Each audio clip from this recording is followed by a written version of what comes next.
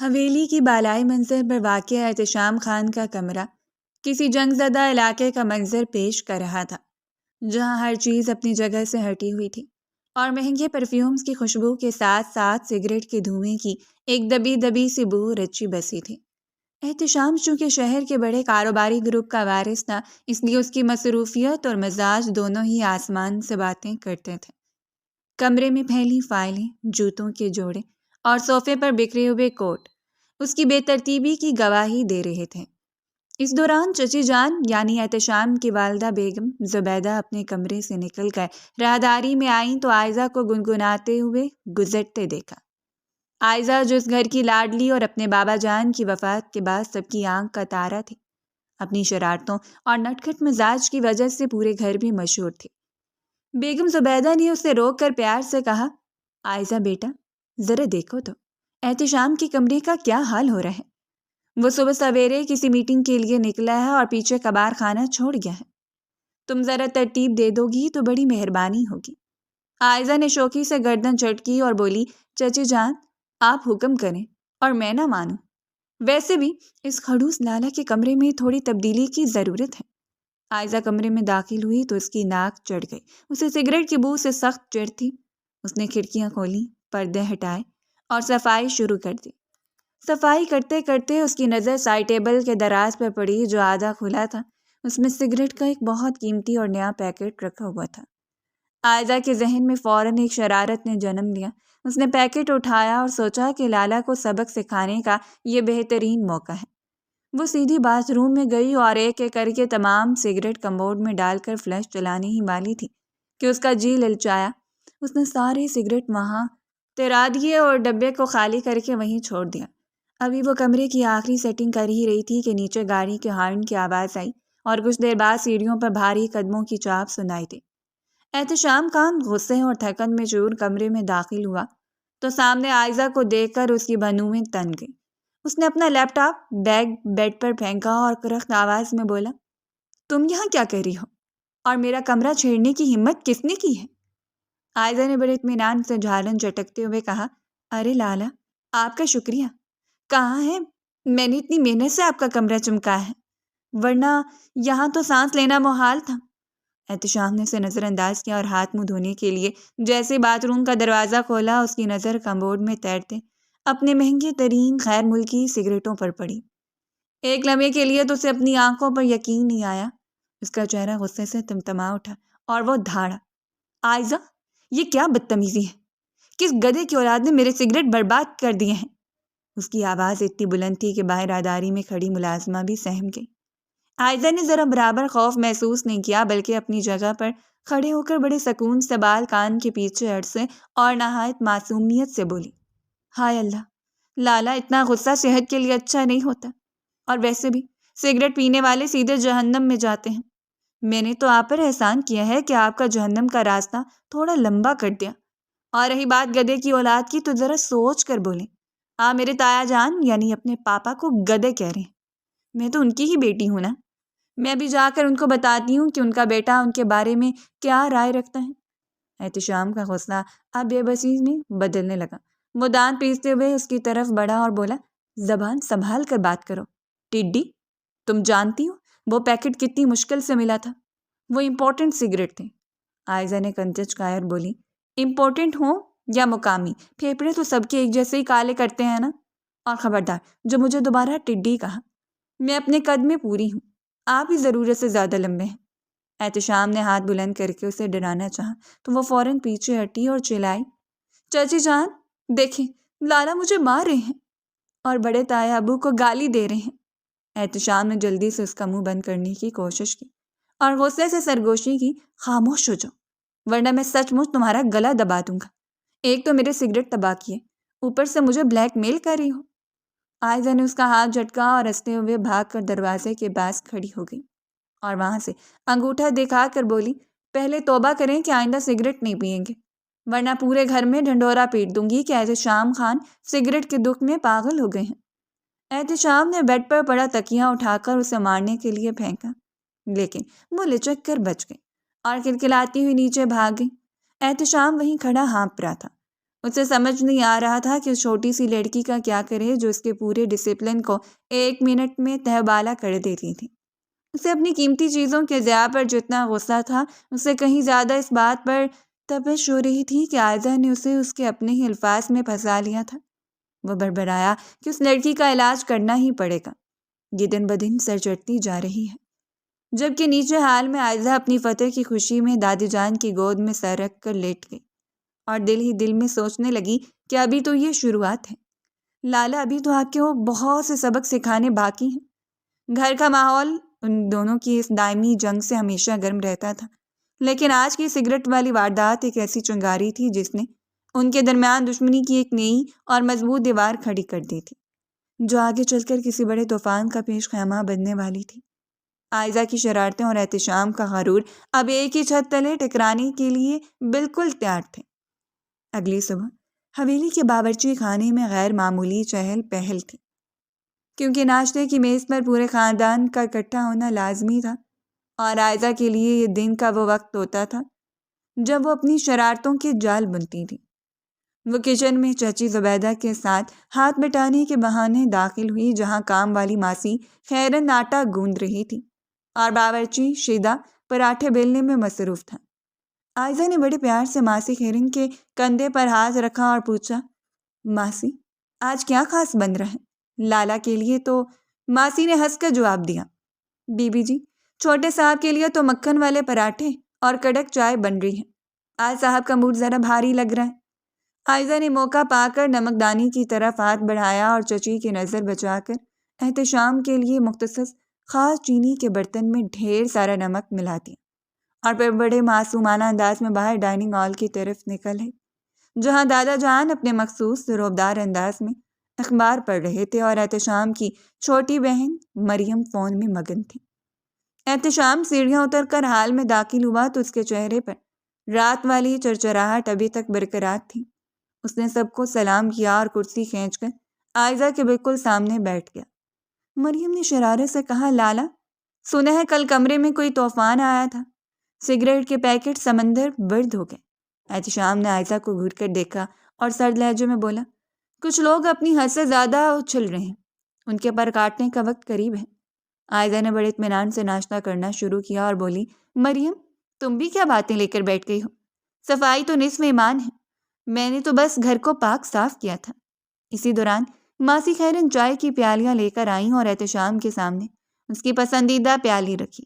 احتشام نے خاص سے فائل کھولی اور دوسرے ہاتھ سے پیالی اٹھا کر ایک بھرپور سپ لیا، لیکن جیسے ہی نمکین چائے اس کے حلق میں اتری، اس کا چہرہ دیکھنے والا تھا۔ اس کا دل چاہا کہ وہیں سب اگل دے، مگر دادا جان کے سامنے وہ بدتمیزی نہیں کر سکتا تھا۔ اس نے بمشکل وہ گھونٹ بھرا اور اس کی آنکھیں غصے سے سرخ ہو گئیں۔ اس نے میز کے نیچے اپنا بوٹ عائزہ کے پاؤں پر رکھ کر پوری طاقت سے دبا دیا۔ عائزہ کا رنگ ایک دم فک ہوا اور اس کے ہاتھ سے نوالا چھوٹتے چھوٹتے بچا، مگر اس نے خود کو سنبھالا اور مسکراتے ہوئے بولی، لالا کیا ہوا؟ چائے پسند نہیں آئی کیا؟ آج چائے کچھ زیادہ ہی خاص بنی ہے۔ احتشام نے دانت پیستے ہوئے میز کے نیچے دباؤ بڑھایا اور دھیمی آواز میں بولا، ہاں عائزہ اتنی خاص ہے کہ میرا دل کر رہا ہے تمہیں ابھی انعام دو۔ مریم نے ان دونوں کے بدلے میں تاثرات دیکھ کر شک سے پوچھا، لالا آپ کی آنکھوں میں پانی کیوں آ رہا ہے؟ کیا چائے بہت گرم ہے؟ احتشام نے زبردستی مسکرا کر جواب دیا، نہیں مریم، بس آج چائے کا ذائقہ اتنا منفرد ہے کہ بیان نہیں کر سکتا۔ دادا جان نے اخبار سے نظریں ہٹا کر احتشام کو دیکھا اور کہا، بیٹا اگر کوئی بات ہے تو بتاؤ، آج تم کچھ پریشان لگ رہے ہو۔ احتشام نے عائزہ کے پاؤں سے اپنا بوٹ نہیں ہٹایا اور جواب دیا، کوئی بات نہیں دادا جی، بس آج کل کام کا بہت زیادہ ہے اور اوپر سے گھر میں کچھ چڑیاں بہت زیادہ شور مچا رہی ہیں۔ عائزہ نے درد کی شدت کو چھپاتے ہوئے میز پر رکھے مکھن کی پلیٹ احتشام کی طرف بڑھائی اور بڑے پیار سے کہا، لالا آپ کو مکھن بہت پسند ہے، تھوڑا اور لے لیں تاکہ آپ کا مزاج ذرا نرم ہو۔ احتشام نے اس کی آنکھوں میں آنکھیں ڈال کر دیکھا اور دل ہی دل میں عہد کیا کہ اس نمکین چائے کا بدلہ وہ بہت جلد لے گا۔ وہ دونوں ایک دوسرے کو نیچا دکھانے کا کوئی موقع ہاتھ سے نہیں جانے دیتے تھے۔ ماسی خیرن جب برتن سمیٹنے آئیں تو اس نے حیرت سے خالی پیالی کو دیکھا اور بڑبڑائی کہ اللہ جانے آج چھوٹے صاحب نے اتنی گرم چائے اتنے جلدی کیسے پی لی۔ عائزہ نے جب دیکھا کہ احتشام کا غصہ حد سے بڑھ رہا ہے تو اس نے اپنا پاؤں چھڑانے کی کوشش کی، مگر احتشام نے اسے جکڑے رکھا اور جب تک وہ خود کرسی سے نہیں اٹھا اس نے عائزہ کو ہلنے تک نہ دیا۔ جاتے جاتے احتشام نے عائزہ کے کان کے قریب ہو کر سرگوشی کی کہ یہ نمک اب تمہاری زندگی میں بھی گھلے گا، تیار رہنا۔ عائزہ نے سینے پر ہاتھ رکھ کر ایک لمبی سانس لی اور مریم سے بولی، دیکھو مریم، تمہارے بھائی کتنے شکر گزار ہیں کہ پیار سے پاؤں بھی نہیں چھوڑ رہے تھے۔ یہ گھریلو جنگ اب مزید دلچسپ ہونے والی تھی کیونکہ پورے خاندان کے سامنے یہ دونوں ایک دوسرے کو نیچا دکھانے کے نئے نئے طریقے ڈھونڈ رہے تھے۔ شام کے وقت حویلی کے وسیع و عریض مطالعہ کے کمرے میں فضا آج کچھ زیادہ ہی بوجھل اور پراسرار تھی، جہاں دادا جان اپنی مخصوص تابنوس کی کرسی پر بیٹھے تسبیح کے دانوں کو انگلیوں میں گھما رہے تھے اور ان کے سامنے احتشام کے والد جنید صاحب اور چچی زبیدہ خاموشی سے سر جھکائے کھڑے تھے۔ عائزہ جو کچن سے پھل لے کر اس کی طرف سے گزر رہی تھی تجسس کے مارے دروازے کے پاس ہی رک گئی۔ اسی اثنا میں احتشام بھی سیڑھیاں اتر کر وہاں پہنچا تو اسے دیکھ کر دادا جان نے روبدار آواز میں سب کو اندر بلانے کا اشارہ کیا۔ دادا جان نے گہری سانس لی اور اپنی اینک ٹھیک کرتے ہوئے بولے، دیکھو جنید، میں نے ایک بہت بڑا فیصلہ کیا ہے۔ عائزہ ہماری جان ہے اور اس کے والدین کے جانے کے بعد میری یہ ذمہ داری ہے کہ اسے وہ مقام دوں جس کی وہ حقدار ہے۔ میں نہیں چاہتا کہ اس گھر کی بیٹی کسی غیر کے گھر جائے یا ہماری جائیداد اور کاروبار کے حصے بکھرے ہوں۔ اس لیے میں نے طے کیا ہے کہ احتشام اور عائزہ کا نکاح اسی مہینے کر دیا جائے۔ یہ جملہ سنتے ہی جیسے کمرے میں موجود ہر شخص پر سکتہ طاری ہو گیا۔ عائزہ کے ہاتھ سے پھلوں کی پلیٹ چھٹتے چھٹتے بچی اور اس کا رنگ پیلا پڑ گیا، جبکہ احتشام جو اب تک ایک میسج کی طرف متوجہ تھا ایک دم سیدھا ہوا اور بے یقینی سے دادا جان کی طرف دیکھ کر بولا، یہ آپ کیا کہہ رہے ہیں دادا جی؟ میرا مطلب ہے آپ یہ سب اتنا جلدی؟ میرا اس ٹڈی کا نکاح یہ کیسے ممکن ہے؟ ہم دونوں تو ایک دوسرے کو زہر لگتے ہیں۔ دادا جان نے اپنی چھڑی فرش پر ماری اور بلند آواز میں کہا، احتشام، اپنی زبان کو لگام دو۔ میں نے فیصلہ سنا ہے، تم سے مشورہ نہیں مانگا۔ عائزہ اس گھر کی بہو بنے گی اور یہی میری آخری بات ہے۔ احتشام کا غصہ اس کے قابو سے باہر ہو رہا تھا۔ اس نے ایک جھٹکے سے مڑ کر دیوار پر اتنے زور سے اپنا ہاتھ مارا کہ وہاں لگی پینٹنگ ہل گئی اور اس کے ہاتھ کی پوروں سے خون رسنے لگا۔ وہ دھاڑا، دادا جی، یہ سراسر زیادتی ہے۔ آپ میری زندگی کا اتنا بڑا فیصلہ مجھ سے پوچھے بغیر کیسے کر سکتے ہیں؟ میں ایک کامیاب بزنس مین ہوں، کوئی کٹ پتلی نہیں جسے آپ اپنی مرضی سے نچا سکیں۔ عائزہ نے کامتی ہوئی آواز میں مداخلت کرنے کی کوشش کی اور بولی، دادا جان پلیز میری بات سنیں، میں تو ابھی پڑھنا چاہتی ہوں اور لالا تو مجھ سے اتنی نفرت کرتے ہیں، ہم کیسے ایک ساتھ رہ سکتے ہیں جبکہ وہ عمر میں مجھ سے 10 سال بڑے ہیں۔ چچی زبیدہ نے آگے بڑھ کر عائزہ کے کندھے پر ہاتھ رکھا اور اسے چپ کرانے کا اشارہ کیا، مگر احتشام تو جیسے پاگل ہو گیا تھا۔ اس نے تایا جان کی طرف دیکھ کر کہا، پاپا آپ بھی خاموش ہیں؟ آپ کو اندازہ ہے کہ یہ رشتہ ہم دونوں کے لیے قید خانہ ہوگا؟ میں اس لڑکی کے ساتھ 1 منٹ نہیں گزار سکتا جو میری عزت بھی نہیں کرتی ہے اور مجھے غصہ دلانے کے بہانے ڈھونڈتے ہیں۔ جنید صاحب نے دھیمی مگر 2 ٹوک آواز میں کہا، احتشام، دادا جان کا فیصلہ ہمارے خاندان کی روایت ہے اور تمہیں اسے ماننا ہی ہوگا۔ احتشام نے غصے سے کرسی کو ٹھوکر ماری اور عائزہ کی طرف دیکھ کر بولا، تم خوش تو بہت ہوگی نا کہ تم نے اپنی چالوں سے مجھے پھنسا لیا ہے، لیکن یاد رکھنا عائزہ خان، اگر یہ نکاح ہوا بھی تو تم اس گھر میں صرف ایک کاغذی بیوی بن کے رہو گی۔ تمہیں سویلی کے دروازے تو مل سکتے ہیں لیکن میرے دل کا ایک کونا بھی میسر نہیں ہوگا۔ عائزہ کی آنکھوں میں آنسو بھر آئے اور وہ سسکتے ہوئے بولی، لالا آپ کو کیا لگتا ہے کہ میں مر مٹ رہی ہوں آپ پر؟ مجھے بھی کوئی شوق نہیں ہے آپ جیسے بدتمیز اور مغرور انسان سے شادی کرنے کا۔ میں تو ابھی دادا جان سے کہتی ہوں کہ مجھے کہیں دور بھیج دیں، لیکن مجھے آپ کا چہرہ نہیں دیکھنا۔ دادا جان نے گرج کر کہا، بس بہت ہو گئی تم دونوں کی بکواس۔ احتشام، تم کل سے عائزہ کو اپنے ساتھ آفس لے کر جاؤ گے تاکہ وہ بھی کاروبار کے اتار چڑھاؤ کو سمجھے اور تم دونوں کو ایک دوسرے کو سمجھنے کا موقع ملے۔ اور جنید، تم نکاح کی تیاریاں شروع کرو، مجھے کوئی بہانہ نہیں سننا۔ احتشام نے ایک آخری نظر نفرت سے عائزہ پر ڈالی اور کمرے سے باہر نکل گیا۔ جاتے جاتے اس کے پیروں کی دھمک بتا رہی تھی کہ وہ اس فیصلے کو اتنی آسانی سے ہضم نہیں کرنے والا۔ عائزہ وہیں صوفے پر بیٹھ کر رونے لگی۔ اسے لگ رہا تھا کہ اس کی ہنستی کھیلتی زندگی کو اچانک کسی کی نظر لگ گئی ہے اور اب وہ شخص کے حصار میں جانے والی ہے جس کا سایہ بھی اسے پسند نہیں تھا۔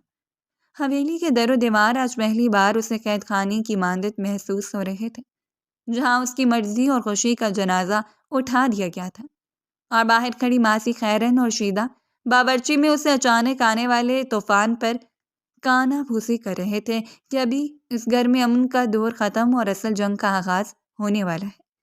عائزہ نے اپنی آنسو بھری نظریں اٹھا کر دادا جان کی طرف دیکھا، جو ابھی تک اپنی بات پر قائم تھے، اور ان کے چہرے کے تاثرات سے صاف ظاہر تھا کہ اب یہ نکاح ہو کر ہی رہے گا، چاہے اس کی قیمت کچھ بھی کیوں نہ چکانی پڑے۔ دادا جان نے اپنی بہو کو فیصلہ سنا دیا تھا کہ جلد از جلد تیاریاں شروع ہو جائیں اور جمعے کو ان دونوں کا نکاح کروا دیا جائے گا۔ گھر میں مزید بدمزگی نہیں چلے گی۔ کل کو احتشام کی لگام ڈھیلی پڑ جائے، اسے وقت پر ہی کس دینا ضروری ہے۔ یہ جمعے کا دن بھی سر پر آن پہنچا اور زبیدہ بیگم نے تمام تیاریاں اپنے شوہر کے ہمراہ مکمل کر لی تھیں۔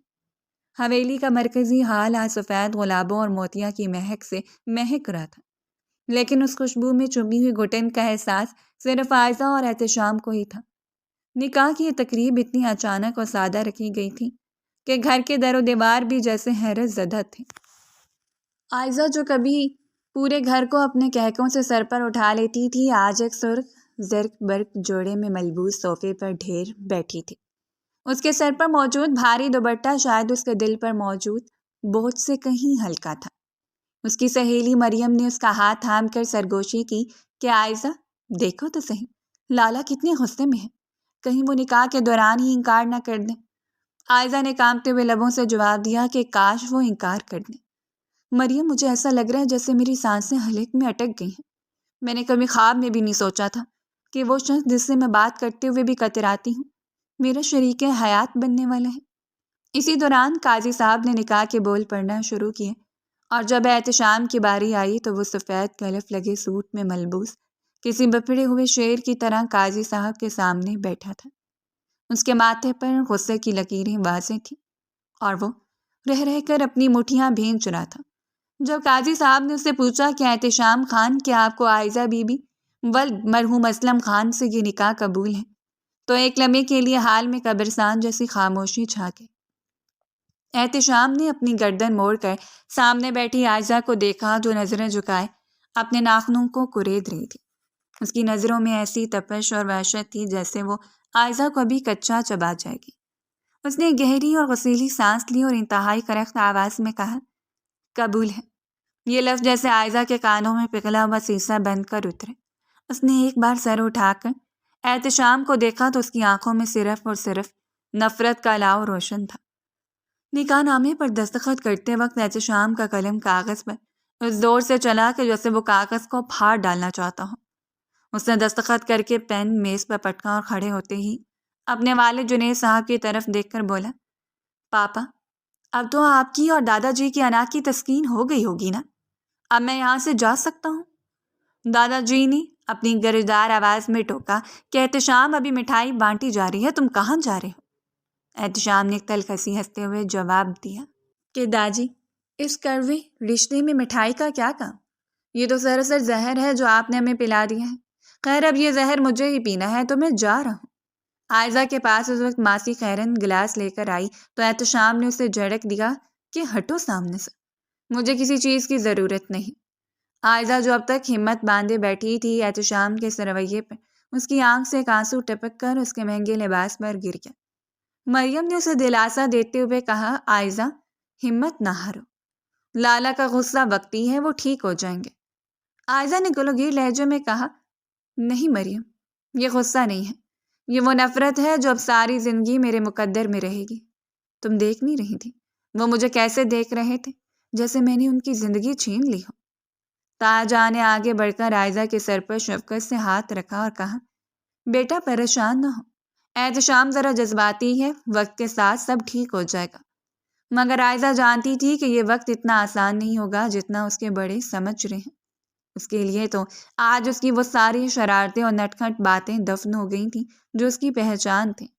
وہ جو ہر بات پر احتشام کو تنگ کرتی تھی، آج اس کے سامنے سر اٹھانے کی ہمت بھی نہیں پا رہی تھی۔ نکاح کے بعد جب مبارکبادوں کا سلسلہ شروع ہوا تو احتشام وہاں سے غائب ہو چکا تھا۔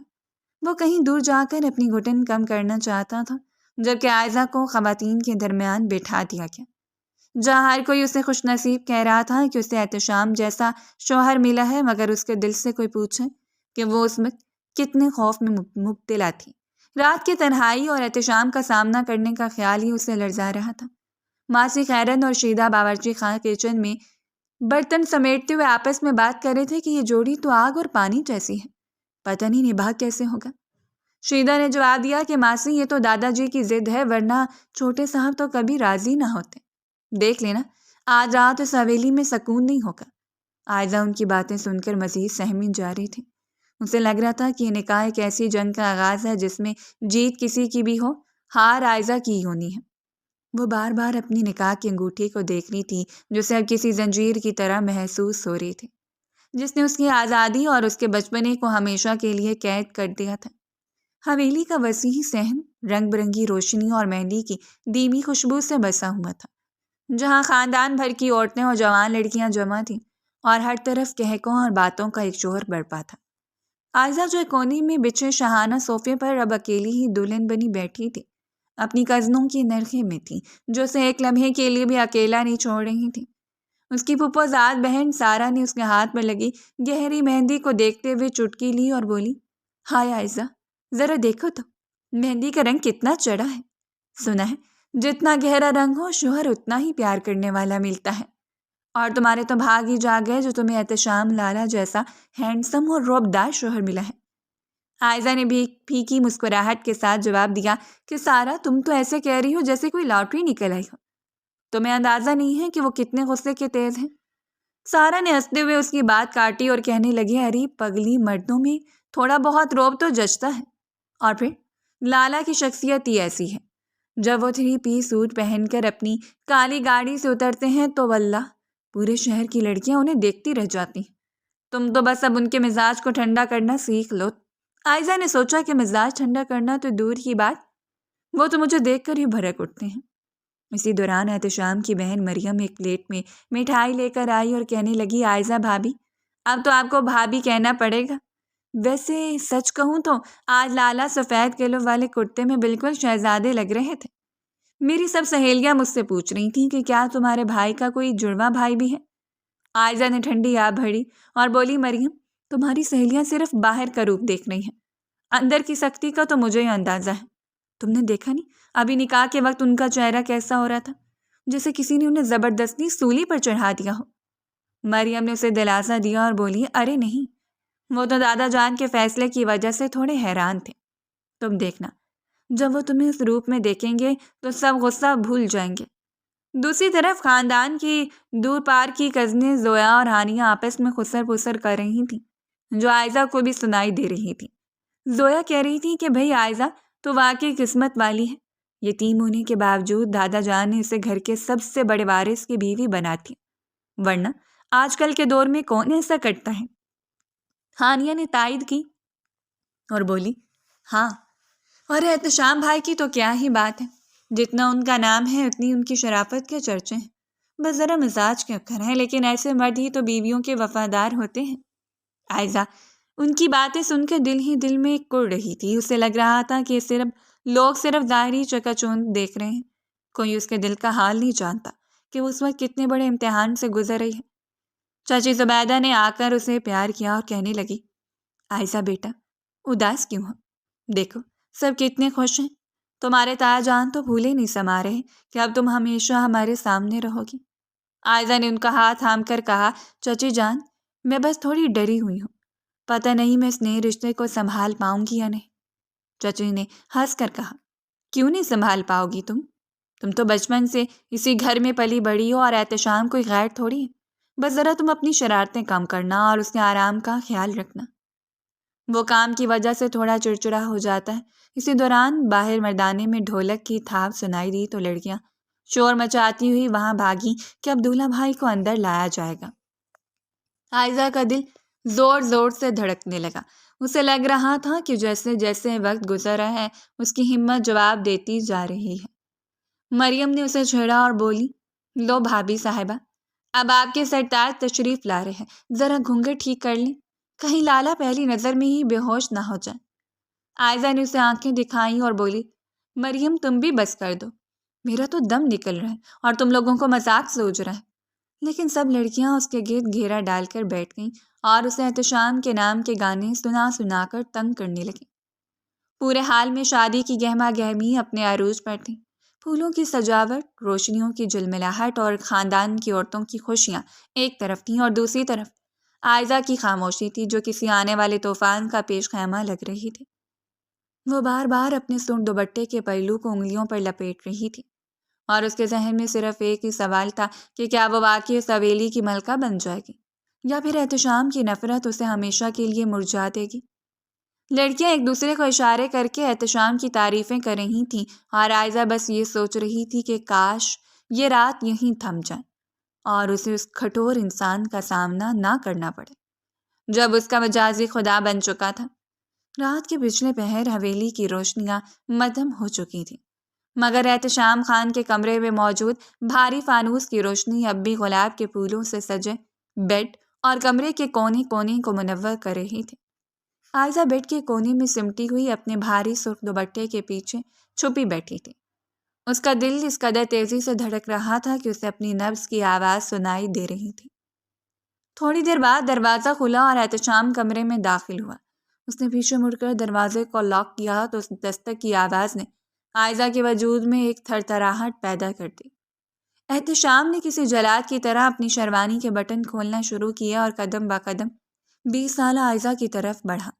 اس کا چہرہ اب بھی سپاٹ تھا مگر اس کی آنکھوں میں ایک عجیب سی چمک تھی جو عائزہ نے پہلے کبھی نہیں دیکھی تھی۔ اس نے صوفے پر اپنی شیروانی پھینکتے ہوئے گہری سانس لی اور عائزہ کے بالکل سامنے کھڑا ہو کر بھاری آواز میں بولا، تو عائزہ بیگم، آخرکار آپ نے اس حویلی کی ملکہ بننے کا خواب پورا کر ہی لیا نا؟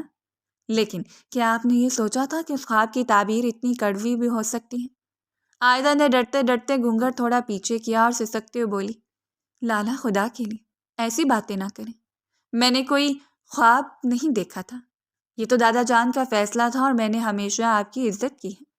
احتشام نے ایک جاندار کہکا لگایا اور بیڈ پر اس کے اتنا قریب بیٹھ گیا کہ عائزہ کو اس کے پرفیوم کی تیز خوشبو بے حال کرنے لگی۔ اس نے عائزہ کا ٹھوری سے رخ اپنی طرف موڑا اور شرارت بھرے لہجے میں کہا، عزت کرتی ہوں؟ وہ جو میرے سگریٹ بہائے تھے وہ عزت تھی یا وہ جو میری چائے میں نمک ڈالا تھا وہ محبت تھی؟ دیکھو عائزہ، اب تو میری قید میں ہو اور اس کمرے سے باہر تمہاری کوئی داد فریاد نہیں سنی جائے گی۔ عائزہ کی آنکھوں سے آنسو ٹوٹ کر اس کے گالوں پر بہنے لگے تو احتشام نے اپنی انگلی سے وہ آنسو صاف کیا اور اس کا لہجہ اچانک بدلا۔ اب اس میں وہ پرانی نفرت نہیں تھی بلکہ ایک عجیب سی بے صبری اور شوخی جھلک رہی تھی۔ اس نے عائزہ کے کان کے قریب جھک کر دھیمی آواز میں کہا، ویسے ماننا پڑے گا اس لال جوڑے میں تم ٹڈی نہیں بلکہ کوئی پری لگ رہی ہو، لیکن میری دشمنی ابھی ختم نہیں ہوئی ہے۔ تم رونا بند کرو ورنہ میرا ارادہ بدل سکتا ہے۔ عائزہ نے ہچکیاں لیتے ہوئے کہا، آپ مجھے ڈرا کیوں رہے ہیں؟ کیا میں آپ کو اتنی ہی بری لگتی ہوں؟ احتشام نے اس کے بالوں کی لٹ کو انگلی پر لپیٹا اور مسکراتے ہوئے بولا، بری تو تم اتنی ہو کہ میرا جی چاہتا ہے تمہیں ابھی اٹھا کر باتھ روم میں لے جاؤں اور جیسے تم نے میری سگریٹ فلش کیے تھے ویسے ہی تمہیں بھی کر دوں، لیکن پھر سوچتا ہوں کہ اتنی خوبصورت بیوی کو ضائع کرنا گھاٹے کا سودا ہوگا، اس لیے میری بات کان کھول کر سن لو۔ اب شرافت سے ادھر میرے آگے لیٹو اور یہ رونا دھونا بند کرو، ورنہ اگر میں اپنے اصل روپ میں آ گیا تو تم کہو گی کہ جہنم اس کمرے سے بہتر تھی۔ عائزہ نے معصومیت سے اس کی طرف دیکھا اور بولی، کیا آپ سچ مچ مجھے جہنم میں بھیج دیں گے؟ احتشام نے اس کے ہاتھ پر اپنی گرفت مضبوط کی اور اس کے چہرے کے قریب آ کر بولا، اگر تم نے میری بات نہ مانی تو ہاں، کیونکہ اب تم میری ہو اور میری مرضی کے بغیر تم سانس بھی نہیں لے سکتی۔ چلو اب جلدی سے بھاری زیور اتارو اس سے پہلے کہ میری برداشت ختم ہو جائے۔ عائزہ کو اس کے لہجے میں چھپی تپش اور بے صبری کا احساس ہوا تو وہ شرم سے سرخ ہو گئی۔ اس نے دبی آواز میں کہا، آپ تھوڑا دور ہو کر بیٹھے، مجھے گھٹن ہو رہی ہے۔ احتشام نے ایک شرارتی مسکراہٹ کے ساتھ جواب دیا کہ اب تو تمہیں اس گھٹن کی عادت ڈالنی پڑے گی مسز احتشام خان، کیونکہ اب سے تمہاری ہر صبح اور ہر رات میری حصار میں گزرے گی۔ اور ہاں، وہ جو تم نے کہا تھا نا کہ سگریٹ پینے والے جہنم میں جاتے ہیں، تو یاد رکھنا اب اسی جہنم کی ملکہ تم خود ہو۔ اس نے عائزہ کا ہاتھ چوما اور اسے اپنی طرف کھینچتے ہوئے ایک بار پھر دھمکی دی کہ اگر اب ایک بھی آنسو گرا تو میں بھول جاؤں گا کہ تم تایا جان کی بیٹی ہو۔ میں صرف یہ یاد رکھوں گا کہ تم میری وہ مجرم ہو جس نے میرا سکون لوٹا ہے۔ اب تم خود ہی بتاؤ، صلح کرنی ہے یا مزید ڈرنا ہے؟ عائزہ نے اس کی آنکھوں میں موجود اپنی محبت کا پہلا عکس دیکھا تو اس کا ڈر دھیرے دھیرے کم ہونے لگا۔ اسے محسوس ہوا کہ اس سخت لہجے کے پیچھے ایک ایسا مرد چھپا ہے جو اسے کھونے سے ڈرتا ہے۔ احتشام نے اسے زبردستی لیٹنے کا اشارہ کیا اور خود اس کے برابر میں تکیہ رکھتے ہوئے بولا، شرافت سے باہوں میں آ جاؤ ورنہ سچی مچی جہنم کی سیر کروا دوں گا۔ یہ کہہ کر اس نے کمرے کی لائٹ مدھم کر دی اور عائزہ نے محسوس کیا کہ یہ رات اس کی زندگی کی سب سے پرسکون اور سب سے عجیب رات بننے جا رہی ہے، جہاں دھمکیوں میں بھی ایک ان کا ہی چاہت چھپی ہوتی تھی۔ اور احتشام کی بے صبری اسے جتا رہی تھی کہ وہ اس نکاح سے کتنا خوش ہے، اگرچہ وہ اس کا اعتراف اپنی زبان سے نہیں کر رہا تھا۔ صبح کی پہلی کرن کھڑکی کے پردوں کی اوٹ سے چھن کر جب کمرے میں داخل ہوئی تو عائزہ کی آنکھ کھلی اور اس نے محسوس کیا کہ وہ اب بھی احتشام کے مضبوط حصار میں قید ہے۔ رات بھر کی تھکن اور اس نئے رشتے کی بوجھ نے اسے ایک عجیب سی کیفیت میں مبتلا کر دیا تھا۔ احتشام جو پہلے ہی جاگ چکا تھا بڑے سکون سے اس کے معصوم چہرے کو تک رہا تھا۔ جیسے ہی عائزہ نے تھوڑی جنبش کی اس نے اپنی گرفت اور مضبوط کر لی اور دبی آواز میں بولا، کیا ارادہ ہے مسز احتشام خان؟ اتنی جلدی اپنی قید سے فرار ہونے کا؟ عائزہ نے شرم سے اپنی آنکھیں بند کر لیں اور کسمساتے ہوئے بولی، لالا پلیز چھوڑے نا، صبح ہو گئی ہے، سب باہر ناشتے پر انتظار کر رہے ہوں گے اور چچی جان کیا سوچیں گی کہ میں ابھی تک سو رہی ہوں؟ احتشام نے ایک شوق کہکا لگایا اور اس کے ماتھے پر بکھری لٹ کو ہٹاتے ہوئے بولا، چچی جان کو معلوم ہے کہ ان کا بیٹا کتنا ضدی ہے اور اب تو تم میری قانونی ملکیت ہو تو کوئی کچھ نہیں کہے گا، اور خبردار جو مجھے دوبارہ لالا کہا، اب میں تمہارا شوہر ہوں، کوئی بڑا بھائی نہیں۔ عائزہ نے آنکھیں کھول کر اسے دیکھا اور شرارت سے بولی، اچھا تو پھر کیا کہوں آپ کو، مغرور خان یا خڑوس بزنس مین؟ احتشام نے اس کی ناک مروڑی اور بولا، جو دل کرے کہو، لیکن اس میں تھوڑی محبت بھی ہونی چاہیے ورنہ جرمانہ بھرنا پڑے گا۔ عائزہ نے ہنستے ہوئے اپنا ہاتھ چھڑانے کی کوشش کی اور بولی، اچھا بابا اب چھوڑے، مجھے شاور لینا ہے، بہت دیر ہو رہی ہے۔ احتشام نے اسے چھوڑنے کی بجائے شرارت سے کہا کہ اکیلے کیوں، میں بھی تو جاگ رہا ہوں، چلو ساتھ میں ہی تازہ دم ہوتے ہیں۔ عائزہ کا چہرہ ایک دم ٹماٹر کی طرح سرخ ہو گیا اور اس نے تکیہ اٹھا کر اسے مارا اور بولی، توبہ ہے، آپ کتنے بے شرم ہو گئے، ایک رات میں ہی بدل گئے۔ احتشام نے تکیہ پکڑ کر ایک طرف پھینکا اور بیڈ سے اترتے اس کا ہاتھ تھاما اور زبردستی باتھ روم کی طرف لے جانے لگا۔ عائزہ شور مچاتی رہی کہ لالا چھوڑے پلیز، کوئی سن لے گا، مگر احتشام کہاں سننے والا تھا۔ اس نے اسے شاور کے نیچے کھڑا کر کے پانی کھول دیا۔ ٹھنڈے پانی کی بوندیں جب ان دونوں پر گریں تو عائزہ کی چیخ نکل گئی اور احتشام کے سینے سے لگ گئی۔ احتشام نے اسے اپنی باہوں میں بھر لیا اور اس کے کان میں سرگوشی کی، کیا بولو، کیسا لگ رہا ہے جہنم کا سفر؟ عائزہ نے اس کے گیلے بالوں کو پیچھے کرتے غصے سے کہا، آپ بہت برے ہیں، میرا پورا جوڑا خراب کر دیا اور اب میں باہر کیسے جاؤں گی؟ احتشام نے اس کے بھیگے ہوئے گال چومے اور بولا، تم ایسے ہی بہت پیاری لگ رہی ہو، بالکل کسی جل پڑی جیسی، اور رہی بات باہر جانے کی تو میرے پاس تمہارے لیے بہت سے نئے کپڑے ہیں۔ عائزہ نے اسے دھکا دیا اور ہنستے ہوئے صابن کی جھاگ اس کے چہرے پر لگا دی اور بولی، یہ لے اپنا انعام، اب آرام سے منہ دھوئیں، میں جا رہی ہوں۔ احتشام نے اسے دوبارہ پکڑنے کی کوشش کی مگر وہ پھرتی سے باہر بھاگی اور تولیے میں خود کو لپیٹ کر آئینے کے سامنے کھڑی ہو گئی۔ احتشام بھی ہنستا ہوا باہر آیا اور بالوں سے پانی چھٹکے ہوئے بولا، عائزہ زندگی میں پہلی بار مجھے یہ کمرہ اپنا لگ رہا ہے، ورنہ یہاں صرف فائلیں اور تنہائی تھی۔ عائزہ نے آئینے میں اس کا عکس دیکھا اور نرمی سے بولی، اور مجھے پہلی بار یہ احساس ہوا ہے کہ یہ خڑوس انسان اندر سے کتنا موم ہے۔ احتشام اس کے پیچھے آ کھڑا ہوا اور اس کے کندھے پر سر رکھ کر بولا، یہ موم صرف تمہارے لیے ہے، باقی دنیا کے لیے تو میں وہی پرانا احتشام خان ہوں۔ عائزہ نے اس کا ہاتھ تھاما اور بولی، وعدہ کریں کہ آپ ہمیشہ مجھ سے ایسے ہی بات کریں گے جیسے آج کر رہے ہیں۔ احتشام نے سنجیدگی سے اس کی آنکھوں میں دیکھا اور کہا، وعدہ رہا، مگر شرط یہ ہے کہ تم میری سگریٹ دوبارہ نہیں بہاؤ گی۔ عائزہ نے کھلکھلا کر جواب دیا کہ وہ تو میں پکا کروں گی، کیونکہ آپ کی صحت کا ٹھیکہ اب میرے پاس ہے۔ دونوں کی خوبصورت نوک جھونک اور محبت بڑی باتیں کمرے کی فضا کو مہکا رہی تھیں۔ عائزہ کو اب اس نئے رشتے سے ڈر نہیں لگ رہا تھا، بلکہ اسے لگ رہا تھا کہ وہ ایک نئی اور حسین زندگی کا آغاز کر چکی ہے، جہاں شرارتیں بھی تھیں اور بے پناہ چاہت بھی۔ احتشام نے اسے تیار ہونے کا کہہ کر خود الماری سے اس کے لیے خوبصورت لباس نکالا اور بولا، آج تم یہ پہنو گی، میری پسند کا۔ عائزہ نے مسکرا کر لباس تھام لیا اور سوچا کہ واقعی دادا جان کا فیصلہ غلط نہیں تھا۔ اس حویلی کی صبح آج کتنی روشن اور پر امید لگ رہی تھی، جیسے پرانے گلے شکوے سب رات کے اندھیرے میں بہہ گئے ہوں، اور اب صرف ایک دوسرے کا ساتھ ہی سب کچھ ہو۔ حویلی کے پروقار ناشتے کی میز پر جب دادا جان نے اپنا بھاری لہجہ گونجایا تو سب کے ہاتھ وہیں رک گئے۔ انہوں نے احتشام کی طرف دیکھے بغیر بڑے سکون سے کہا کہ احتشام، آج سے عائزہ تمہارے ساتھ آفس جائے گی، اسے خاندانی کاروبار کے طور طریقے سیکھنے ہیں، آخر اسے بھی تو کل کو یہ سب سنبھالنا ہے۔ احتشام نے حیرت سے اپنا چمچ پلیٹ میں پٹکا اور بولا، لیکن دادا جی، عائزہ اور بزنس، یہ تو فائلیں دیکھ کر ہی سر درد کی شکایت کرنے لگتی ہیں، اور میرا آفس کوئی پکنک پوائنٹ نہیں ہے جہاں یہ اپنی شرارتیں جاری رکھیں۔ دادا جان نے اخبار کی اوٹ سے اسے گھورا اور دو ٹوک لفظوں میں کہا کہ یہ میرا حکم ہے، اور عائزہ بیٹی تم تیار ہو جاؤ، تمہارے لیے الگ کیبن بنوا دیا ہے۔ عائزہ نے میز کے نیچے سے احتشام کو انگوٹھا دکھایا اور معصومیت سے بولی، جی دادا جان، میں بالکل تیار ہوں، ویسے بھی خان صاحب اکیلے بور ہو جاتے ہوں گے، میں ان کا دل بہلاؤں گی۔ احتشام نے ایک لمبی سردار بھری اور بڑبڑایا کہ میرا دل نہیں تو میرا سکون برباد کرو گے۔ جب وہ دونوں آفس پہنچے تو احتشام نے سنجیدگی کا لبادہ اوڑھ لیا اور عائزہ کو سخت ہدایات دیتے ہوئے بولا، دیکھو عائزہ، یہاں تم میری بیوی نہیں بلکہ ایک ٹرینی ہو، میرے کام میں مخل مت ہونا اور خاموشی سے وہ فائلیں پڑھو جو میں نے تمہاری میز پر رکھی ہیں۔ عائزہ نے اپنی بڑی بڑی آنکھیں گھمائیں اور کرسی پر گھومتے ہوئے بولی، یہ فائلیں تو اتنی بورنگ ہیں، ان میں صرف نمبر لکھے ہیں، کیا ہم یہاں لوڈو نہیں کھیل سکتے؟ احتشام نے غصے سے اسے دیکھا تو وہ فوراً فائل میں منہ چھپا گئی، لیکن آدھے گھنٹے بعد ہی اس کی شرارتیں شروع ہو گئیں۔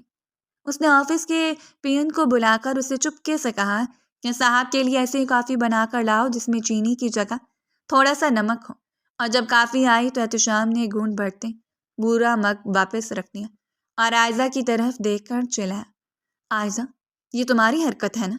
عائزہ نے بڑے معصومانہ انداز میں اپنی کرسی اس کے قریب کی اور بولی، خان صاحب آپ بہت سست لگ رہے تھے، میں نے سوچا ذرا آپ کا بلڈ پریشر ہائی کر دوں تاکہ آپ کام جلدی ختم کر سکیں۔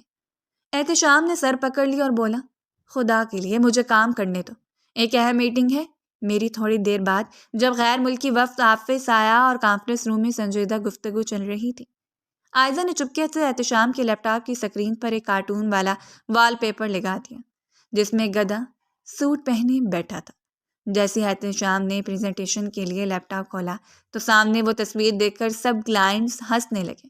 احتشام کا چہرہ غصے سے تنتما اٹھا، لیکن اسے سب کے سامنے ثبت کرنا پڑا۔ میٹنگ ختم ہوتی ہی اس نے عائزہ کو بازو سے پکڑا اور اپنے کیبن میں لا کر بولا، تم چاہتی کیا ہو عائزہ؟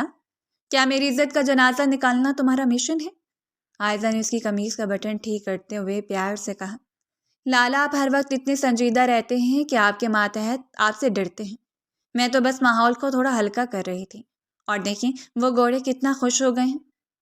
احتشام نے اسے گھورا، مگر اس کے چہرے کی معصومیت دیکھ کر اس کا غصہ آہستہ آہستہ پگھلنے لگا۔ اس نے محسوس کیا کہ عائزہ کی ان بے تکی باتوں شرارتوں کی وجہ سے اس کی بورنگ آفس میں ایک زندگی سی آ گئی ہے۔ دوپہر کے کھانے پر جب عائزہ نے گھر سے لایا ہوا پراٹھا اور اچار اس کے سامنے رکھا تو احتشام نے منہ بناتے ہوئے کہا کہ یہاں لوگ پیزا اور سینڈوچ کھاتے ہیں، عائزہ یہ کیا دیسی پن ہے؟ عائزہ نے زبردستی ایک نوالا اس کے منہ میں ڈالا اور بولی، لالا، پیزا سے پیٹ بھرتا ہے، روح نہیں، اور آپ کی روح کو اس وقت گھر کے کھانے کی ضرورت ہے۔ احتشام نے نوالا چباتے ہوئے محسوس کیا کہ عائزہ کے ساتھ وقت کیسے پڑ لگا کر اڑ رہا ہے۔ اسے دھیرے دھیرے اس کی موجودگی کی عادت ہونے لگی تھی، یہاں تک کہ جب وہ ایک گھنٹے کے لیے کسی فائل کو لینے دوسرے کمرے میں گئی تو احتشام بار بار دروازے کی طرف دیکھ رہا تھا کہ وہ آئی کیوں نہیں۔ عائزہ نے واپس آ کر پوچھا، کیا ہوا لالا، مجھے یاد کر رہے تھے کیا؟ احتشام نے فائل میں سر کو ساتتے ہوئے جھوٹ بولا کہ بالکل نہیں، میں تو سوچ رہا تھا کہ تمہارے بغیر یہاں کتنا سکون ہے۔ آئزہ نے اس کے کان کے قریب جھک کر سرگوشی کی کہ جھوٹ بولنا آپ کو بالکل نہیں آتا۔ لالا، آپ کی آنکھیں بتا رہی ہیں کہ آپ کو میری ٹٹر کی عادت ہو گئی ہے۔ احتشام نے مسکرا کر اسے دیکھا اور دل میں تسلیم کیا کہ دادا جان کا مقصد پورا ہو رہا ہے اور وہ دونوں اب صرف ایک چھت کے نیچے نہیں بلکہ ایک دوسرے کے دلوں کے قریب آ رہے تھے۔ آئزہ کی مداخلت نے اس کی مشینی طرز زندگی میں جذبات کے رنگ بھر دیے تھے، اور اب اسے آئزہ کے بغیر آفس کا وہ عالیشان کمرہ بالکل خالی اور بے رونق لگنے لگا تھا۔ شام کو جب وہ دونوں گھر واپس جا رہے تھے تو احتشام نے گاڑی چلاتے ہوئے آئزہ کا ہاتھ تھاما اور کہا کہ کل سے تم میرے کیبن میں ہی بیٹھو گی، اعلیٰ کیبن کی ضرورت نہیں ہے۔ آئزہ نے کھلکھلا کر جواب دیا کہ کیوں لالا، آپ کیا مجھ پر نظر رکھنی ہے یا میری شرارتوں کے بغیر آپ کا کام نہیں چلتا؟ احتشام نے صرف مسکرا کر اسے دیکھا اور گاڑی کی رفتار بڑھا دی، کیونکہ اسے پتا تھا کہ شرارتی ٹڈی نے اس کے دل کے بند دروازے کھول دیے ہیں۔ آئزہ کے بعد اب حویلی میں مریم کی شادی کی تیاریاں عروج پر تھیں اور چاروں طرف مہمانوں کی گہما گہمی تھی، لیکن خوشیوں کے لمحوں میں اچانک ایک تلخی اس وقت پیدا ہوئی جب مریم کی ساس بیگم بیلا اپنی چند قریبی رشتہ داروں کے ساتھ مریم کے کمرے میں داخل ہوئی۔ مریم اس وقت تیار ہو کر بیٹھی تھی اور آئزہ اس کے ساتھ موجود تھی۔ بیگم بیلا نے مریم کے گلے میں موجود سونے کے سیٹ کو حقارت سے دیکھا اور اپنی ساتھ کھڑی بہن سے بلند آواز میں کہنے لگی کہ بہن دیکھو تو صحیح، ہم نے کتنے ارمانوں سے اس گھر کا رشتہ مانگا تھا کہ بڑے گھرانے کے لوگ ہیں، لیکن یہاں تو ناک ہی کٹ گئی۔ جتنا زیور مریم کو پہنایا گیا ہے اس سے زیادہ تو ہمارے گھر کی نوکرانیاں پہن لیتی ہیں۔ مریم کی آنکھوں میں آنسو آ گئے اور اس کا چہرہ اتر گیا۔ آئزہ جو قریب ہی کھڑی تھی یہ سب سن کر تلملا اٹھی۔ اسے مریم کی خاموشی اور ساس کی زبان درازی برداشت نہ ہوئی۔ وہ فوراً آگے بڑھی اور بڑے ہی پورا اعتماد لہجے میں بولی، خالہ جان لگتا ہے آپ کو غلط فہمی ہوئی ہے۔ یہ جو زیور مریم نے پہنا ہے یہ تو صرف دادا جان کی طرف سے ایک چھوٹی سی نشانی ہے، اصل زیور تو ابھی پہنانا باقی ہے۔ بیگم بیلا نے تیکھی نظروں سے اسے دیکھا اور بولی، اچھا تو وہ اصل زیور کہاں ہے؟ آئزہ نے مسکرا کر مریم کا ہاتھ تھاما اور اسے دلاسا دیتے کہا، مریم تم پریشان کیوں ہوتی ہو؟ لالا نے تمہارے لیے جو خاص تحفہ بنوایا تھا وہ تو میرے پاس ہے۔ آئزہ فوراً اپنے کمرے میں گئی اور اپنا وہ بھاری سونے اور ہیروں کا سیٹ جو اسے مہر میں ملا تھا اور جو اس کی ساس کی نشانی تھا نکال لائی۔ اس نے بغیر کسی ہچکچاہٹ کے وہ تمام قیمتی گہنے مریم کو پہنانے شروع کر دیے۔ مریم نے گھبرا کر سرگوشی کی کہ عائزہ بھابھی یہ آپ کیا کر رہی ہیں؟ یہ تو خاندانی نشانی ہے اور لالا نے آپ کو مہر میں دیا تھا، میں یہ نہیں لے سکتی۔ عائزہ نے اس کے کان میں دھیمی آواز میں کہا کہ مریم اس وقت تمہاری عزت اور اس گھر کی لاج کا سوال ہے۔ یہ سونے کے ٹکڑے تمہارے آنسوں سے زیادہ قیمتی نہیں ہیں، تم چپ کر کے پہنو۔ عائزہ نے بڑی عقل مندی سے بات کو گھماتے ہوئے بیگم بیلا سے کہا، خالہ جان دراصل احتشام خان چاہتے تھے کہ مریم کی رخصتی کے وقت سرپرائز دیا جائے، لیکن آپ کی بے صبری دیکھ کر میں نے سوچا ابھی دکھا دوں۔ اب بتائیے کہ آپ بھی ہماری مریم کسی ملکہ سے کم لگ رہی ہیں؟ بیگم بیلا گہنوں کی چمک دیکھ کر دنگ رہ گئیں اور ان کا لہجہ ایک دم بدل گیا۔ وہ جھنیپ کر بولی، ارے نہیں بیٹا، میرا وہ مطلب نہیں تھا، بس میں تو ویسے ہی کہہ رہی تھی۔ اسی دوران احتشام کمرے کے دروازے پر کھڑا یہ سب منظر دیکھ رہا تھا۔ اس نے عائزہ کی ایک ایک بات سنی تھی اور اسے معلوم تھا کہ عائزہ نے کس طرح اپنی سب سے قیمتی متاع مریم کی خاطر قربان کر دی۔ احتشام جو ہمیشہ عائزہ کو صرف ایک شرارتی اور لاپرواہ لڑکی سمجھتا تھا، آج پہلی بار اس کے اندر چھپی ایک عظیم اور حساس عورت کو دیکھ رہا تھا۔ جب مہمان کمرے سے چلے گئے تو احتشام اندر داخل ہوا۔ عائزہ نے اسے دیکھا تو تھوڑا گھبرا گئی اور بولی، خان صاحب آپ یہاں؟ وہ میں بس مریم کی تھوڑی مدد کر رہی تھی۔ احتشام نے عائزہ کے قریب آ کر اس کے خالی گلے اور خالی ہاتھوں کو دیکھا اور بہت ہی نرم لہجے میں بولا، عائزہ تم نے آج جو کیا ہے اس کا صلہ میں شاید کبھی نہ دے سکوں۔ تم نے صرف مریم کا سر بلند نہیں کیا بلکہ میری نظروں میں اپنی قدر 1000 گنا بڑھا دی ہے۔ عائزہ نے نظریں جھکا کر کہا، مریم میری بہن ہے اور اس گھر کی عزت کے لیے اگر مجھے سب کچھ بھی دینا پڑتا تو میں پیچھے نہ ہٹتی۔ احتشام نے اس کا ہاتھ تھاما اور پہلی بار اس کی آنکھوں میں وہ تپش نہیں تھی بلکہ ایک بے پناہ عقیدت تھی۔ اس نے کہا کہ عائزہ لوگ کہتے تھے کہ تم یتیم ہو، لیکن آج مجھے احساس ہوا کہ اس گھر کی سب سے بڑی وارث تم ہی ہو، کیونکہ تمہارا دل بہت بڑا ہے۔ عائزہ نے شرارت سے ماحول کو ہلکا کرنے کے لیے کہا، اچھا تو اب آپ کو پتہ چلا کہ یہ ٹڈی کتنی کام کی ہے؟ احتشام نے ہنس کر اس کے سر پر ہاتھ رکھا اور بولا، ہاں، تم ٹڈی نہیں ہو، تم اس گھر کی برکت ہو، اور میں وعدہ کرتا ہوں کہ تمہارے یہ گہنے میں تمہیں اس سے بھی بہتر بنوا کر دوں گا۔ عائزہ نے مسکرا کر جواب دیا کہ مجھے گہنوں کی ضرورت نہیں ہے، بس آپ کا یہ لہجہ میرے لیے سب سے بڑا زیور ہے۔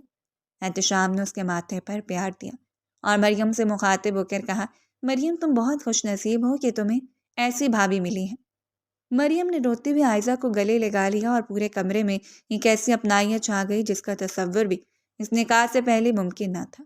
احتشام اب عائزہ کو ایک نئے روپ میں دیکھ رہا تھا۔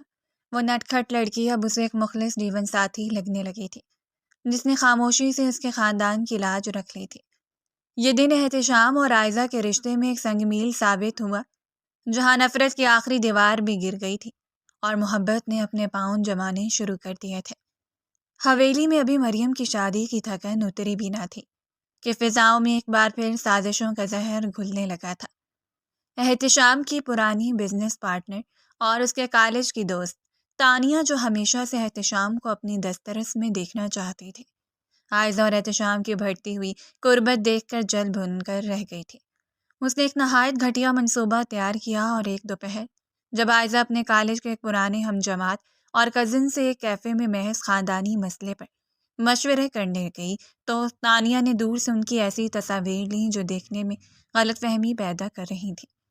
اگلی صبح کو جب احتشام آفس میں آیا تو تانیہ اس کے کیبن میں پہلے سے موجود تھی۔ اس نے بڑی ہمدردی کا ناٹک کرتے ہوئے وہ تصاویر احتشام کے سامنے میز پر بکھیر دی اور زہریلے لہجے میں بولی کہ احتشام، میں نے پہلے بھی کہا تھا کہ ان گھریلو اور معصوم صورت لڑکیوں پر اتنا بھروسہ نہیں کرتے۔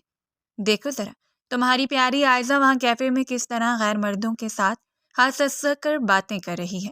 کیا یہی تمہاری خاندانی عزت ہے؟ احتشام نے جب ان تصاویر کو دیکھا تو اس کے دماغ میں خون اتر آیا۔ اس کا قدیم غرور اور مردانہ انا جو عائزہ کی محبت میں دب گئی تھی ایک دم سے جاگ اٹھی۔ وہ بنا کچھ کہے وہاں سے نکلا اور طوفانی رفتار سے گاڑی چلاتے ہوئے حویلی پہنچا۔ عائزہ اس وقت اپنے کمرے میں چائے بنوا کر لائی تھی اور جیسے ہی احتشام کمرے میں داخل ہوا، عائزہ نے مسکرا کر کہا، آج آپ اتنا جلدی کیسے آئے ہیں؟ دیکھیں، میں نے آپ کی پسندیدہ الائچی والی چائے منگوائی ہے۔ آج تو آپ کی پسند ہی میری پسند بن گئی ہے۔ احتشام نے جھٹکے سے چائے کی ٹرے کو ہاتھ مارا اور وہ تمام برتن فرش پر کرچی کرچی ہو گئے۔ عائزہ اچھل کر پیچھے ہٹی اور خوفزدہ آواز میں بولی، یہ کیا کیا آپ نے؟ کیا ہوا ہے؟ احتشام نے وہ تصاویر اس کے منہ پر ماری اور دھار کر بولا، یہ کیا ہے؟ عائزہ خان، کیا میں نے تمہیں اس لیے آزادی دی تھی کہ تم باہر جا کر غیر مردوں کے ساتھ گلچھڑے اڑاؤ اور میری پیٹھ میں چھڑا گھونپو؟ عائزہ نے کانپتے ہاتھوں سے وہ تصاویر اٹھائی اور حیرت سے بولی، لالا، یہ تو میرے ماموزاد کزن ہیں، ہم صرف ایک ضروری بات کر رہے تھے، آپ غلط سمجھ رہے ہیں، خدا کے لیے میری بات تو سنیں۔ احتشام نے اس کا بازو اتنی زور سے مروڑا کہ اس کی سسکیاں نکل گئیں۔ اس نے نفرت سے کہا، بس کر دو اپنی یہ جھوٹی کہانیاں۔ مجھے تانیہ نے سب سچ بتا دیا ہے کہ تم کس طرح اس کے ساتھ ہنس رہی تھی۔ تم جیسی لڑکیاں کبھی کسی کی وفادار نہیں ہو سکتی۔ تم نے ثابت کر دیا کہ تم اسی لائق ہو کہ تمہیں بندشوں میں رکھا جائے۔ عائزہ روتے اس کے پاؤں میں بیٹھ گئی اور بولی، لالا، تانیہ آپ کو اکسا رہی ہے، وہ ہم دونوں کو الگ کرنا چاہتی ہے، آپ مجھ پر بھروسہ کیوں نہیں کر رہے؟ احتشام نے اسے ٹھوکر مار کر پیچھے ہٹایا اور غصے سے چلاتے ہوئے کہا، بھروسہ؟ بھروسہ تو تم نے خود اپنے ہاتھوں سے قتل کیا ہے۔ اب تم اس کمرے میں رہنے کے لائق نہیں ہو، نکل جاؤ یہاں سے ابھی کے ابھی۔ عائزہ نے بے یقینی سے اسے دیکھا اور بولی، لالا، باہر بارش ہو رہی ہے اور رات کا وقت ہے، میں کہاں جاؤں گی؟ احتشام نے اس کی ایک نہ سنی اور اسے بازو سے پکڑ کر گھسیٹتے ہوئے کمرے سے باہر راہداری میں نکال دیا اور زور سے دروازہ بند کر لیا۔ عائزہ بند دروازے پر ہاتھ مارتی رہی اور پکارتی رہی کہ لالا، ایک بار میری بات سن لیں، میں بے قصور ہوں۔ لیکن اندر سے صرف احتشام کی چیزیں توڑنے کی آوازیں آ رہی تھیں۔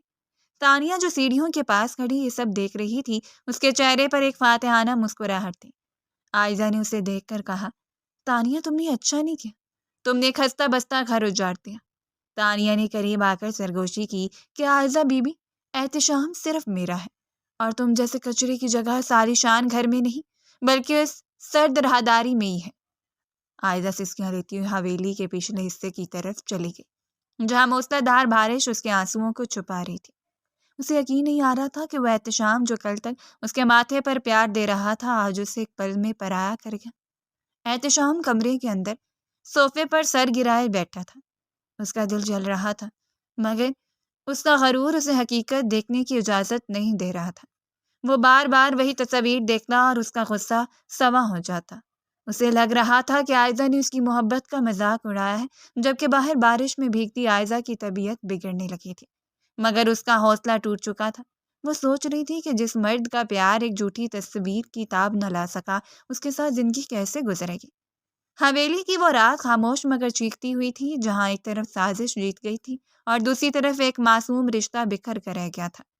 ماسی خیرے نے دور سے یہ سب دیکھا تو اس کی آنکھوں میں بھی آنسو آ گئے کہ بیچاری بچی پر کتنا بڑا ظلم ہوا ہے، مگر احتشام کے غصے کے سامنے کسی کی ہمت نہ تھی کہ وہ عائزہ کے حق میں بول سکے۔ رات کی اس موسلادھار بارش نے حویلی کے در و دیوار کو ایک عجیب سی خاموشی میں لپیٹ دیا تھا، لیکن اس خاموشی کے پیچھے ایک کربناک داستان جنم لے رہی تھی۔ عائزہ جو ساری رات حویلی کے پچھلے دالان میں بارش اور اپنے آنسوؤں کے بیچ بھیگتی رہی تھی، صبح ہونے تک نڈھال ہو کر فرش پر گر چکی تھی۔ اس کا پورا وجود تپ رہا تھا اور سانسیں اکھڑ رہی تھیں۔ جب ماسی خیرے نے اسے اس حال میں دیکھا تو اس کی چیخ نکل گئی اور وہ بھاگتی ہوئی احتشام کے کمرے کی طرف گئی اور زور زور سے دروازہ پیٹتے ہوئے چلانے لگی کہ چھوٹے صاحب جلدی باہر آئیں، عائزہ بی بی تو مر رہی ہیں، ان کا جسم تو آگ کی طرح جل رہا ہے۔ احتشام جو رات بھر اسی کشمکش میں جاگ رہا تھا کہ اس نے کیا صحیح کیا اور کیا غلط، فوراً باہر نکلا اور جب اس نے عائزہ کو سفید فرش پر بے سود پڑے دیکھا تو اس کے پاؤں تلے سے زمین نکل گئی۔ اس نے جھپٹ کر اسے اپنی باہوں میں اٹھایا اور تڑپ کر بولا، عائزہ ہوش کرو، خدا کے لیے اپنی آنکھیں کھولو، میں تو صرف غصے میں تھا، تم نے خود کو اس حال میں کیوں کر لیا؟ اسے کمرے میں لایا اور ڈاکٹر کو فون کیا۔ ڈاکٹر نے معائنہ کرنے کے بعد بتایا کہ انہیں شدید نمونیا اور ذہنی صدمہ پہنچا ہے، اگر ہوش نہ آیا تو حالت بگڑ سکتی ہے۔ اسی دوران احتشام کی تایا جان یعنی جنید صاحب کمرے میں داخل ہوئے۔ ان کے ہاتھ میں وہی تصاویر تھیں جو تانیہ نے احتشام کو دی تھیں۔ انہوں نے وہ تصاویر احتشام کے سامنے میز پر پٹکیں اور گرج کر بولے، احتشام تمہیں شرم آنی چاہیے، جس لڑکے کے ساتھ تم نے عائزہ پر الزام لگایا وہ اس کا کزن حاشر ہے، اور کل وہ مجھ سے ملنے آیا تھا کیونکہ عائزہ چاہتی تھی کہ حاشر اپنی بہن کا رشتہ تمہارے چھوٹے بھائی کے لیے بھیجے۔ یہ سب ایک سرپرائز تھا جو یہ بچی تمہارے لیے تیار کر رہی تھی اور تم نے اسے باہر نکال دیا۔ احتشام کا چہرہ ندامت سے سیاہ پڑ گیا، اسے لگا جیسے کسی نے اس کے دل پر خنجر چلا دیا ہو۔ وہ گھٹنوں کے بل عائزہ کے بیڈ کے پاس بیٹھ گیا اور اس کا ٹھنڈا ہاتھ تھام کر زاروں کے تار رونے لگا۔ وہ بار بار اس کے ہاتھ چومتا اور کہتا کہ عائزہ مجھے معاف کر دو، میں کتنا اندھا ہو گیا تھا کہ تمہاری پاکیزگی پر شک کر بیٹھا، میں تمہارا مجرم ہوں، عائزہ پلیز ایک بار آنکھیں کھول کر مجھے ڈانٹ لو، مجھے ٹڈی کہہ دو۔ لیکن خاموش نہ رہا۔ ساری رات وہ اس کے سرہانے بیٹھا رہا، کبھی اس کے ماتھے پر ٹھنڈی پٹیاں رکھتا تو کبھی اس کے ہاتھ سہلاتا۔ صبح کے قریب جب عائزہ نے دھیرے سے اپنی آنکھیں کھولیں تو سامنے احتشام کو روتی ہوئی آنکھوں کے ساتھ پایا۔ عائزہ نے کمزور آواز میں کہا کہ اب بھی مجھے جہنم میں بھیجنا ہے۔ احتشام نے اس کے لبوں پر انگلی رکھی اور گلگیر لہجے میں بولا، نہیں عائزہ، اب اگر کوئی جہنم میں جائے گا تو وہ میں ہوں، میں نے تم پر شک کیا، مجھے معاف کر دو، میں وعدہ کرتا ہوں کہ اب کبھی تمہاری آنکھوں میں آنسو نہیں آنے دوں گا۔ عائزہ نے مسکرا کر اس کا ہاتھ تھاما اور بولی، آپ بہت اکڑ ہیں لالا، لیکن دل کے برے نہیں ہیں۔ کچھ دن بعد جب عائزہ مکمل طور پر ٹھیک ہو گئی اور گھر میں دوبارہ وہی رونق لوٹ آئی تو ایک شام وہ دوبارہ اسی باتھ روم کے پاس کھڑی تھی جہاں سے یہ سب شروع ہوا تھا۔ اس کے ہاتھ میں سگریٹ کا ایک پیکٹ تھا جو اس نے احتشام کے دراز سے نکالا تھا۔ جیسے اسے کموڈ میں ڈالنے لگی، احتشام نے پیچھے سے آ کر اسے کمر سے پکڑ لیا اور شرارت سے بولا، اب کیا ارادہ ہے مسز احتشام خان؟ کیا دوبارہ میری سگریٹ شہید کرنے لگی ہو؟ عائزہ نے گردن گھما کر اسے دیکھا اور نٹ کھٹ انداز میں بولی، ہاں، کیونکہ میں نہیں چاہتی کہ میرا شوہر جلدی جہنم میں جائے۔ احتشام نے اسے اپنی طرف موڑا اور اس کی آنکھوں میں آنکھیں ڈال کر بہت محبت سے کہا کہ عائزہ اب سگریٹ تو کیا، میں تو خود تمہاری محبت کی آگ میں جلنے کو تیار ہوں۔ مجھے کسی نشے کی ضرورت نہیں ہے کیونکہ تمہاری شرارتیں ہی میرا سب سے بڑا سکون ہے۔ عائزہ نے شرما کر اپنا سر اس کے سینے پر رکھ دیا اور دبی آواز میں کہا کہ آپ بہت بدل گئے ہیں۔ احتشام نے ہنس کر کہا کہ جب بیوی اتنی پیاری اور ضدی ہو تو اچھے اچھوں کے دماغ ٹھکانے آ جاتے ہیں۔ دونوں کی وہی پرانی نوک جھونک اب ایک گہری محبت میں بدل چکی تھی۔ حویلی کے وہ در و دیوار جو کبھی دشمنی کے گواہ تھے اب ایک ایسی داستان کے گواہ بن گئے تھے جہاں ایک مغرور بزنس مین ایک نٹکھٹ لڑکی کے عشق میں مکمل طور پر ہار چکا تھا، اور عائدہ نے اپنی محبت اور سچائی سے اس کے دل کی سلطنت فتح کر لی تھی۔ اب وہاں نہ کوئی تھانیاں تھی اور نہ کوئی شک، بس ایک اٹوٹ بندھن تھا جو تا قیامت رہنے کے لیے بنا تھا۔